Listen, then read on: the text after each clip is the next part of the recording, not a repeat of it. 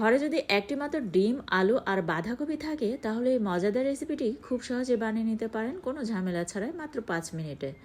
আসসালামু আলাইকুম এভরিওয়ান, সবাই কেমন আছেন? আশা করছি সবাই অনেক বেশি ভালো আছেন। তো আজকের আয়োজনে থাকছে বাঁধাকপির পাকোড়া।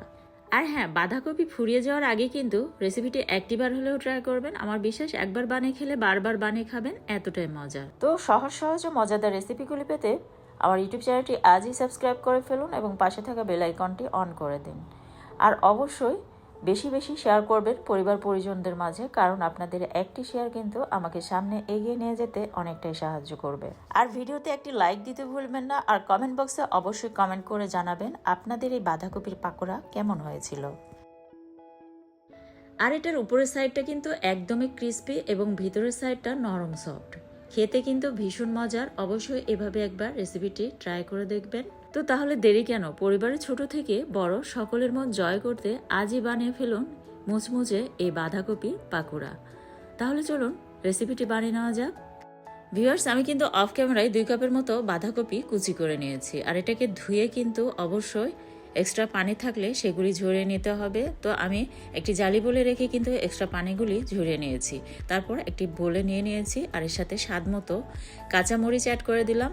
কাঁচামরিচটা কিন্তু আপনারা চাইলে ঝালের পরিমাণটা বেশি তাহলে বেশি করে অ্যাড করে দিতে পারেন। তো আমি 2টি কাঁচামরিচ এর সাথে অ্যাড করে দিয়েছি কুচি করে। একটি বড় সাইজের পেঁয়াজ কুচি অ্যাড করে দিয়েছি। পেঁয়াজের পরিমাণটা চাইলে কিন্তু আপনারা বাড়িয়ে বা কমিয়ে অ্যাড করে নিতে পারেন।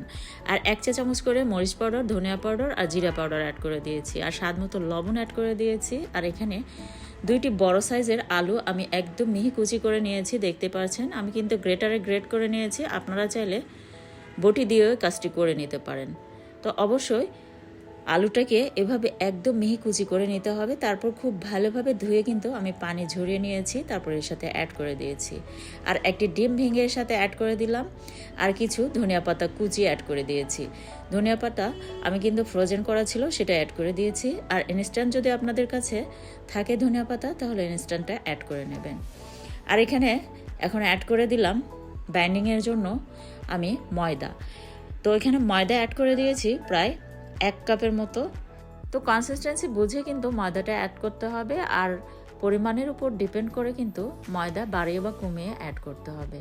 তো কনসিস্টেন্সি দেখিয়ে দিচ্ছি যাতে পাকোড়ার এভাবে শেপ দিয়ে নেওয়া যায়। এভাবে বুঝে নেবেন যে কনসিস্টেন্সিটা ঠিক হয়েছে। তো আমি আর একটি উপকরণের সাথে অ্যাড করে নেব, আর সেটি হচ্ছে চাউলের গুঁড়ি। আপনারা চাইলে কিন্তু এখানে কর্নফ্লাওয়ারও অ্যাড করে নিতে পারেন চাউলের গুঁড়ির পরিবর্তে। আবার চাউলের গুঁড়ি কিংবা কর্নফ্লাওয়ার কোনোটাই যদি না থাকে স্কিপ করতে পারেন, তবে দিলে অনেকক্ষণ পর্যন্ত কিন্তু এটা ক্রিস্পি থাকবে।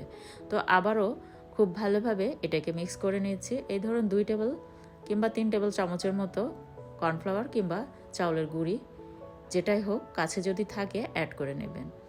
তো এটা খুব ভালোভাবে মিক্স করা হয়ে গিয়েছে। তো চুলায় একটা প্যান বসিয়ে দিয়েছি, আর প্যানে পর্যাপ্ত পরিমাণে তেল দিয়ে তেলটাকে খুব ভালোভাবে গরম করে নিয়ে একদম গরম তেলে কিন্তু আমি পাকোড়ার শেপ দিয়ে একটি একটি করে ছেড়ে দিচ্ছি। আর চুলার পাওয়ারটা কিন্তু এ পর্যায়ে মিডিয়ামে রেখে পাকোড়াগুলি ভেজে নিতে হবে। আর খেয়াল রাখতে হবে যাতে পুড়ে না যায়, একটু টাইম নিয়ে কিন্তু এগুলিকে ভেজে নিতে হবে। তো আমার ভেজে নিতে 5 থেকে 7 মিনিটের মতো সময় লেগেছে। তো শীতের সন্ধ্যায় মুচমুচে এই বাঁধাকপির পাকোড়া কে কে খেয়েছেন? যারা খেয়েছেন তারা নিশ্চয়ই জানেন, আর যারা খাননি তারা অবশ্যই এভাবে একবার আমার মতো করে বানিয়ে খেয়ে দেখবেন। আমার বিশ্বাস আপনাদের কাছে অনেক বেশি ভালো লাগবে। আর দ্বিতীয় ব্যাচ ঠিক একইভাবে আমি ভেজে নিয়েছি। আর আমি যে কোনো রেসিপি কিন্তু খুব সহজভাবে উপস্থাপন করার চেষ্টা করি। আর এই শীতকালে আমি বিভিন্ন ধরনের শীতকালীন পিঠার রেসিপিগুলি শেয়ার করেছি, যেগুলি আপনারা অনেক বেশি পছন্দ করেছিলেন।